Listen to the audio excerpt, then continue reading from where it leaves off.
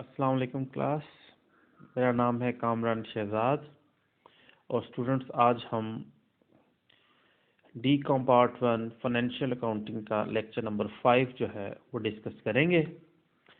और last time हमने journal को डिस्कस किया था।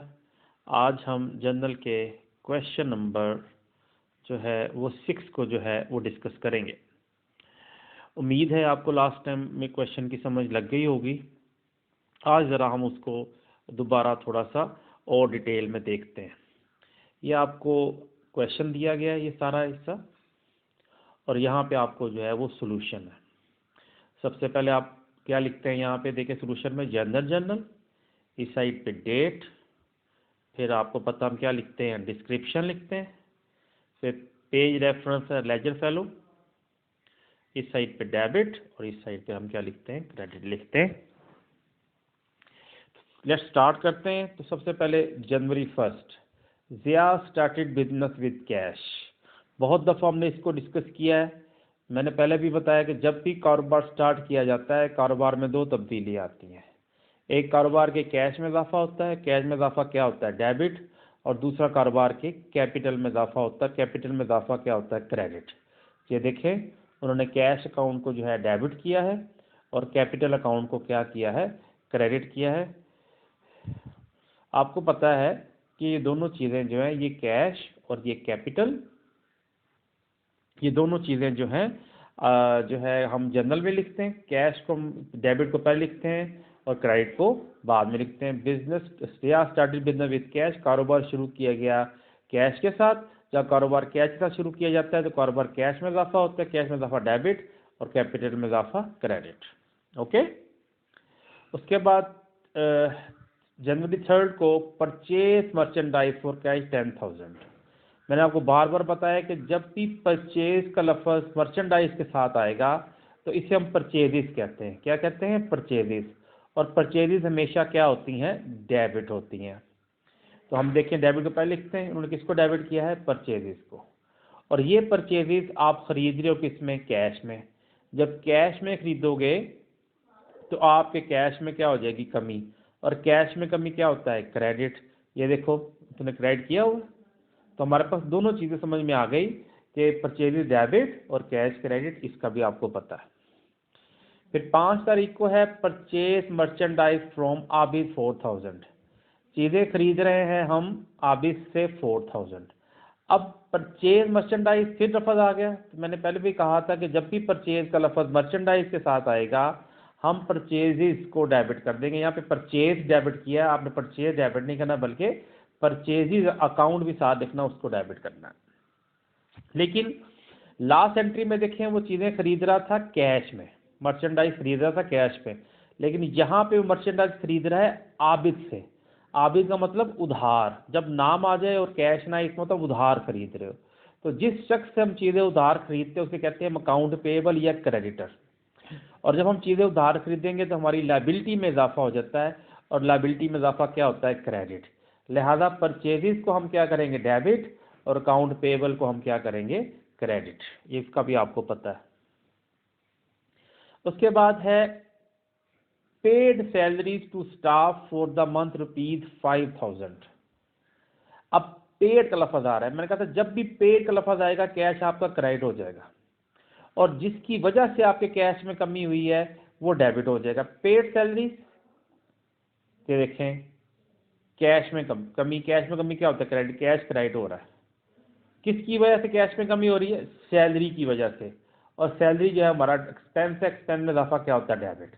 तो मैंने कहा था जब भी पेड का लफ्ज है कैश में कमी हो जाएगी, और कैश में कमी क्या कहलाता है, क्रेडिट। किसकी वजह से, सैलरी की वजह से। और यहाँ पे हमने सैलरीज भी लिख दिया। अब ये नई चीज़ है थोड़ी सी। 14 को sold merchandise on credit to Junaid ₹5,000, term being 2/10 3/30। इसको समझना बहुत ज़रूरी है। हम गुड्स को सोल्ड कर रहे हैं, और मैंने कहा था जब भी सोल्ड का लफ्ज़ आएगा ये हमारी सेल्स है, और सेल हमेशा क्रेडिट होती हैं। अब वो गुड्स सेल्स कर रहा है क्रेडिट पे, उधार पे, किसको, जनेद को 5,000। इसका तो हमें पता है कि जब भी हाँ, जिस शख्स को हम चीज़ें उधार सेल करते हैं वो हमारा अकाउंट रिसीवेबल होता है, और अकाउंट रिसीवेबल हमारा एसेट है। एसेट में इजाफा क्या होता है? डेबिट। ये देखिए वो जुनेद को जो है वो क्या कर रहा है? डेबिट कर रहा है, ये देखिए। और सेल सोल्ड गुड्स, सेल्स में क्रेडिट होती हैं, सेल्स को वो क्रेडिट कर रहा है, वही एंट्री है। लेकिन ये जो वर्ड यूज कर रहा है 2/10 n/30, इसका मतलब ये है कि अगर जुनेद 10 दिन के अंदर पैसे वापस कर देगा, क्योंकि उधार ले रहा हमसे, हम उसको उधार चीजें फरोख्त कर रहे हैं, अगर 10 दिन के अंदर पैसे वापस कर देगा तो हम उसको 2% डिस्काउंट देंगे। कितना? 2%। और अगर उसके बाद 33 डेज के अंदर देगा तो उसके बाद उसको कोई नो डिस्काउंट। तो अब हम आगे चल के देखेंगे ये 10 दिन के अंदर पैसे वापस करता है या नहीं करता। तो जब गुड्स को सेल करते हैं तो एंट्री तो सेम ही होती है, क्या? जुनेद अकाउंट डेबिट और सेल्स अकाउंट क्रेडिट, साथ लिख देते हैं सोल्ड मर्चेंडाइज टर्म 2/10 n/30। यहाँ पे 2/30 इसने लिख दिया, ये गलत दिखा है, यहाँ पे आपने n/30 लिखना है। तो उसने चीज़ें बेची हैं इस शर्त के ऊपर कि अगर वो 30 दिन के अंदर पैसे देगा तो कोई डिस्काउंट नहीं मिलेगा, अगर 10 दिन के अंदर पैसे देगा तो उसे डिस्काउंट मिलेगा। आगे चल के देखते हैं पैसे वो देता भी है या नहीं। तो 20 डेट को पेड ऑफिस रेंट, अब वही बात, ये पेड का लफ्ज़ है। जब भी पेड का लफ्ज़ है कैश में कमी, कैश में कमी क्या होता है? क्रेडिट। किसकी वजह से? रेंट की वजह से। और रेंट क्या होता है? डेबिट। ये देखें हम रेंट को जो है वो डेबिट करेंगे क्योंकि एक्सपेंस में दफ़ा डेबिट, और कैश अकाउंट क्या हो जाएगा?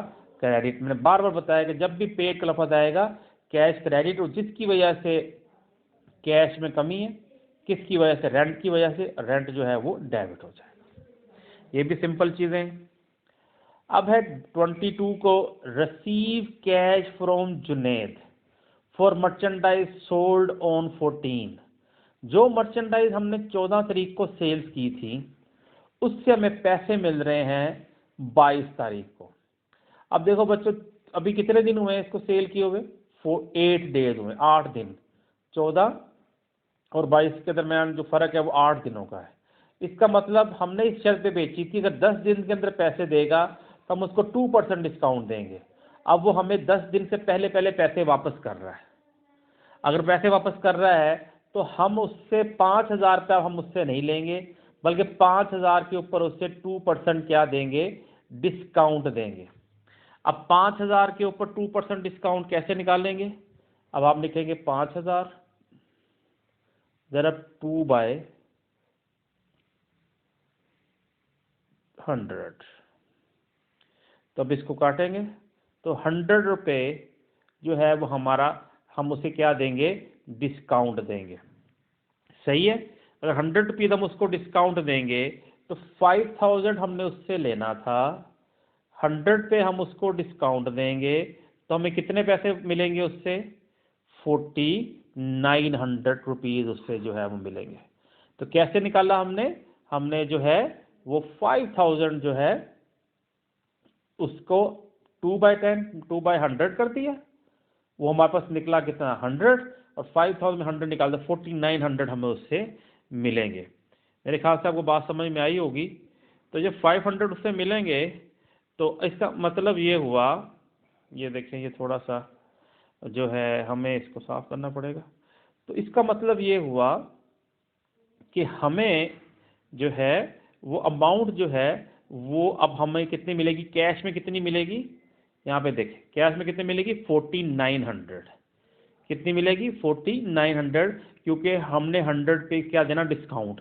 और कल भी बताया था जिस साइड पे कैश होगा उस साइड पे क्या आएगा? डिस्काउंट। अब जो डिस्काउंट हम मुझे 100 पीस दे रहे हैं वो हमारा एक्सपेंस है, क्योंकि हमने उसको 100 रुपया छोड़ रहे हैं, और जो पैसे छोड़ेंगे वो हमारा एक्सपेंस। एक्सपेंस में दफ़ा क्या होता है? डेबिट होता है। तो याद रखने के लिए जिस साइड पे कैश है उस साइड पे हमारा क्या होता है? डिस्काउंट। तो 4,900 हमें मुझे 100 रुपया हम जो है उसको डिस्काउंट दे रहे हैं, तो टोटल कितना हो गया? ये 5,000। तो जुनेद जो है, हम यहाँ पे देखें जुनेद से कितने पैसे लेने थे? 5,000। जब जुनेद हमें पैसे दे देगा, जुनेद हमारा एसेट है, जब वो पैसे देगा तो हमारे एसेट में क्या हो जाए? कमी। एसेट में कमी क्या होता है? क्रेडिट। तो जुनेद को हम क्या कर देंगे? क्रेडिट। और वैसे भी रिसीव, जब भी रिसीव का लफ्ज़ है कैश में इजाफा होगा, और जिस शख्स से पैसे मिल रहे हैं वो क्रेडिट होगा। तो कैश डेबिट, किससे मिल रहे हैं? जुनेद से। मगर कितने मिल रहे हैं कैश? 4,900। 100 जो नहीं मिल रहा वो हमारा क्या कहलाएगा, डिस्काउंट कहलाएगा, और ये भी कंपाउंड एंट्री है, इसको ध्यान में रख लें। और हम यहाँ पर नेशन लिखेंगे cash receive with in 10 days, discount 2%, cash हमें 2%, हमें जो है वो 10 दिन के अंदर ही मिल गया है। अब यहाँ पे वो कह रहा है 30 जनवरी को पेड टू आबिद ₹3900। मैंने पहले भी बताया था, जब भी पेड का लफ्ज आएगा कैश में कमी, किसकी वजह से, हम किसको पैसे पे कर रहे हैं, आबिद को, और डिस्काउंट रिसीव्ड कर रहे हैं। अब दो चीज़ें होती हैं, एक होता है डिस्काउंट, दो तरह का होता है, एक होता है डिस्काउंट अलाउड, एक होता है डिस्काउंट रिसीव। डिस्काउंट अलाउड जो है, जो ये हमने यहाँ पे दे रहे हो, ये हमारा एक्सपेंस होता है, और एक्सपेंस में इजाफा क्या होता है, डेबिट। और डिस्काउंट रिसीव जो होता है ये हमारी इनकम है, और इनकम में इजाफा होता है क्रेडिट। और दूसरा याद रखने के लिए मैंने कहा था, जिस साइड पे कैश आएगा उस साइड पे डिस्काउंट आएगा। जब आप आबिद को पैसे पे करेंगे आपके कैश में कमी हो जाएगी। कैश में कमी क्या होता है, क्रेडिट। देखो कैश क्रेडिट हो रहा है, कैश भी क्रेडिट है, और ये देखो डिस्काउंट भी क्रेडिट है। यानी अगर कैश डेबिट साइड पे आएगा तो डिस्काउंट भी डेबिट साइड पे आता है। ये देखो, ये कैश डेबिट है, डिस्काउंट भी डेबिट। और अगर कैश क्रेडिट साइड पे आता है तो ये डिस्काउंट भी क्रेडिट होता है। ये दोनों अपने बहुत अच्छे दोस्त हैं एक दूसरे के, एक दूसरे के बिना नहीं रह सकते। लिहाजा अगर कैश डेबिट है तो डिस्काउंट भी डेबिट, अगर कैश क्रेडिट है तो डिस्काउंट भी क्रेडिट। तो ये देखो 3900 हमने उसको पे किया, 100 हमें डिस्काउंट मिला, तो टोटल अमाउंट कितनी होगी, हम कितने जुनेद को पैसे अब देने थे हमने 4000 रुपीज़। दोनों को जमा करके हम 4000 आबिद को, सॉरी, हम जो है वो डेबिट कर देंगे। तो याद रखिएगा, जिस शख्स को आप पैसे दे रहे हो, तो आबिद को दे रहे हो, वो डेबिट हो जाएगा, 39 से नहीं, 39 से नहीं, क्योंकि आबिद को कैश कितना पे कर रहे हो 3900, और डिस्काउंट कितना मिला 100, तो आप कितने अमाउंट डेबिट करोगे 4000 से। ओके। अब इसके बाद है डिपॉजिटेड इनटू बैंक, बैंक में पैसे जमा करवाए। बहुत आसान, जब आप बैंक में पैसे जमा करवाते हैं तो हमारे बैंक में इजाफा हो जाता है। बैंक हमारा एसेट है, और एसेट में इजाफा क्या होता है, डेबिट। ये देखो बैंक को हम क्या करेंगे, डेबिट। मगर बैंक में हम क्या जमा करवा रहे हैं, कैश। जब बैंक में कैश जमा कराएंगे तो हमारे कैश में कमी हो जाएगी, और कैश में कमी क्या होता है, क्रेडिट। ये मैंने भी आपको पहले भी बताया हुआ है कि जब भी हम बैंक में पैसे जमा कराते हैं हमारे बैंक में इजाफा हो जाता है, और कैश में क्या हो जाती है, कमी हो जाती है। लास्ट है paid the rent for the owner house. अब हम रेंट पे कर रहे हैं ओनर का, मालिक के घर का। अगर तो ऑफिस का आप रेंट पे करें वो तो आपका जो खर्चा बनता है, लेकिन जब ओनर के घर का जो है पैसा दे रहे हो तो वो जो रेंट है वो रेंट नहीं कहलाएगा, बल्कि वो क्या कहलाएगा, ड्राइंग कहलाएगा। कोई भी ऐसे पैसे जो आप ओनर के बिहाफ पर पे करे कारोबार, तो वो ड्राइंग कहलाता है। लिहाजा पेड का लफ्ज तो आ रहा है, जब भी पेड का लफ्ज आएगा कैश क्या हो जाएगा, क्रेडिट, क्योंकि कैश में कमी। मगर इस वक्त कैश में कमी रेंट की वजह से नहीं है, किसकी वजह से है, ड्राइंग की वजह से। क्योंकि आप रेंट किसका पे कर रहे हो, ओनर हाउस का, कारोबार के मालिक का। अगर यहाँ पे लिखता सिर्फ पेड रेंट, क्या लिखता, पेड रेंट, तो हम सिंपल क्या करते, रेंट डेबिट और कैश क्रेडिट, कैश में कमी रेंट की वजह से। लेकिन यहाँ पे लफ्ज है paid the rent for the owner house, यानी कारोबार के मालिक के घर का किराया दिया है। लिहाजा हमारे कैश में तो कमी होगी, मगर किसकी वजह से, ड्राइंग से। तो बच्चों ये नहायत ही आसान जो है एंट्रीज हैं। आपको किसी किस्म की एंट्रीज का मसला हो तो आप मुझसे जो है व्हाट्सएप पे मुझसे पूछ सकते हैं, बिल्कुल भी घबराने की ज़रूरत नहीं है। उम्मीद है आपको लेक्चर समझ में आ गया होगा। इसको एक दो मरतबा सुनिएगा, फिर आपको मज़ीद जो है वो क्वेश्चन क्लियर हो जाएंगे। अपना बहुत बहुत ख्याल रखिएगा। अस्सलामु अलैकुम।